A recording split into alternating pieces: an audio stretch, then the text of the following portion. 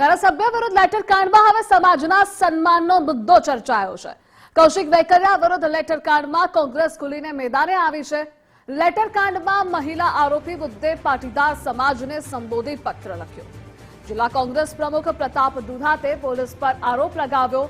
ભાજપ નેતાનો અહમ સંતોષવા પોલીસનું કાયદાથી વિરુદ્ધનું કૃત્ય છે। કોમ્પ્યુટર ઓપરેટર યુવતીને લેટર કાંડમાં આરોપી બનાવાઈ છે। પાટીદાર સમાજની સંસ્થાઓના તમામ અગ્રણીઓને આ પત્ર લખ્યો છે। પ્રદેશ મહિલા કોંગ્રેસના અધ્યક્ષ જેની ઠુમરે પણ રોષ ઠાલવ્યો છે।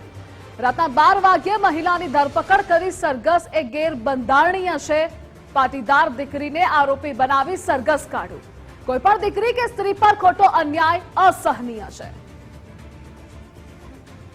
અને આજ મુદ્દે ન્યૂઝ વોર રૂમથી એસોસિએટ એડિટર ધર્મેશ વૈદ્ય જોડાયેલા છે। ધર્મેશ, લેટર કાંડનો મુદ્દો અત્યારે સૌથી વધુ ચર્ચામાં છે। હવે કોંગ્રેસ મેદાને આવી છે અને જે મહિલા આરોપી છે તેના સરઘસને લઈ મુદ્દો ગરમાયો। ધ્રુવિસા, કહી શકાય કે અમરેલીમાં જે ભાજપના ધારાસભ્ય કૌશિક વેકરિયા જે વિધાનસભાના દંડક પણ છે અને એમના વિરુદ્ધમાં જે લેટર બોમ્બ હતો અને એમાં પોલીસ કાર્યવાહી હતી, એમાં 5 લોકોને આરોપી તરીકે ઝડપ્યા હતા। એમાં એક પાટીદાર દીકરી પણ હતી। દરમિયાન એમની જે કાર્યવાહી પ્રમાણે જે સરઘસ કાઢ્યું છે એને કારણે અમરેલી જિલ્લાનું રાજકારણ ગરમાયું છે। એટલું જ નહીં, અમરેલી ઉપરાંત જે સ્થાનિક અમદાવાદ હોય, સુરત હોય કે રાજકોટના પાટીદાર નેતાઓના પણ નિવેદનો શરૂ થયા છે। એટલે રાજકારણ ગરમાયું છે। નિવેદનનો એક બાજુથી મારો શરૂ રહ્યો છે। સૌથી મહત્વની વાત જેની ઠુમર જે પ્રદેશ મહિલાના અગ્રણી છે કોંગ્રેસના, એમણે કર્યું છે કે પાટીદાર દીકરીનું જે સરઘસ કાઢ્યું છે પોલીસે, એનો વિરોધ વ્યક્ત કર્યો છે।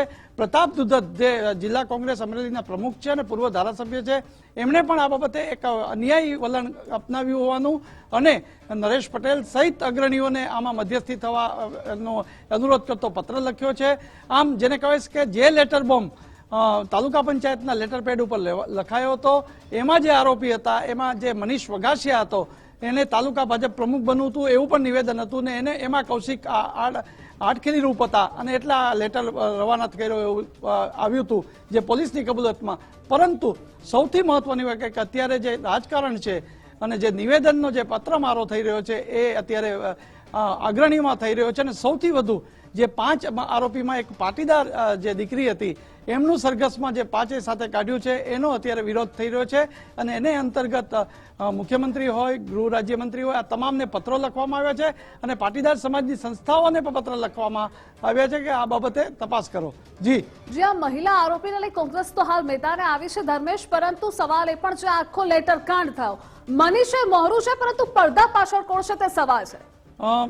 ધ્રુવિસા, અમરેલીના રાજકારણની વાત કરીએ તો લોકસભામાં ઉમેદવારની પસંદગી હોય, વિધાનસભામાં હોય, દરેક બે જૂથ છે, બહુ સર્વવિદિત વાત છે અને એ સર્વવિદિત જે વાત છે જૂથવાદની, એની પરંપરા હોય એ જ આ કારણ આ બન્યું હશે ને એટલે જ આપ કહો છો એમ મનીષ વઘાસિયા તો મોરું છે, પાછળ કોણ છે બહુ મહત્વનું છે। કારણ કે એક માણસને તાલુકા ભાજપ પ્રમુખ બનવું હોય તો જે ચાલુ ધારાસભ્ય હોય ને વિધાનસભામાં પદ ઉપર બેઠા હોય એમના માટે જે શબ્દો વાપરાયા છે, જે વાતો લખી છે, એમાં તથ્ય છે નથી તથ્ય એ વાત તો પછીની વાત રહી, પણ ચર્ચાનો વિષય એ બન્યો છે કે એમના મનીષની પાછળ કોણ અત્યારે એ મહત્વનું છે કે ભાજપમાં જ છે, કોંગ્રેસ મુક્ત તો એ જિલ્લો છે જ, પરંતુ હવે અત્યારે જ્યારે આ 5 આરોપીમાં એક પાટીદાર દીકરીનું સરઘસ કાઢ્યું છે, પોલીસે એમની સાથે કાર્યવાહી કરી છે, એનો વિરોધ અત્યારે થઈ રહ્યો છે। જી ધર્મેશ, જોડાવા બદલ આભાર આપનો।